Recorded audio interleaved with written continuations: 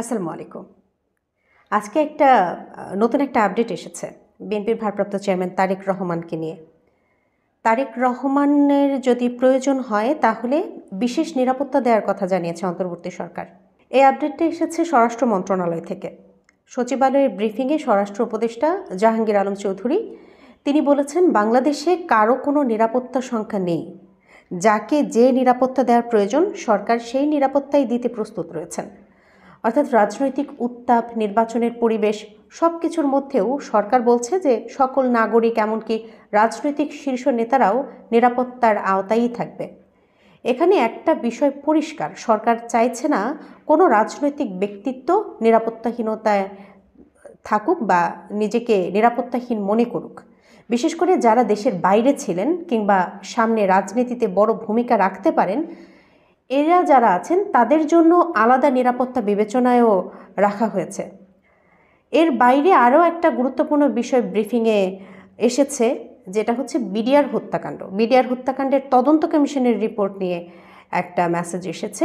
সেটা স্বরাষ্ট্র উপদেষ্টা বলেছেন যে রিপোর্ট খুব গুরুত্ব দিয়ে দেখা হচ্ছে, আর এই রিপোর্টে যে ভালো সুপারিশ যেগুলো থাকবে সেসব বাস্তবায়ন করা হবে।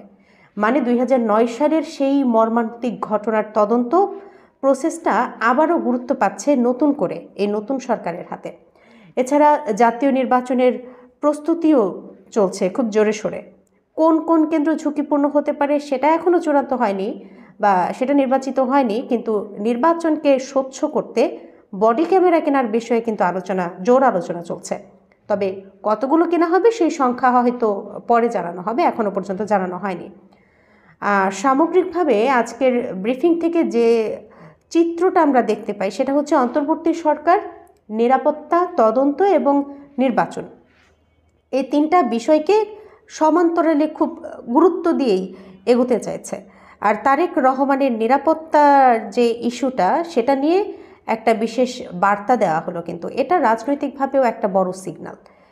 শেষ কথা হচ্ছে সরকার ঠিক কী ধরনের নিরাপত্তা ব্যবস্থা নেয়, তাছাড়া তারেক রহমান নিজে কী সিদ্ধান্ত নেন, আর নির্বাচন ঘিরে সামগ্রিক নিরাপত্তা পরিস্থিতি কোন দিকে যায়, এই সব বিষয়ই এখন সামনে নজর রাখার মতো। যাই হোক, যেটাই হোক, দেশের রাজনৈতিক পরিবেশ যেন শান্ত থাকে আর সব নেতাকর্মী যেন নিরাপদ থাকে, এটাই এখন সবার প্রত্যাশা। ধন্যবাদ।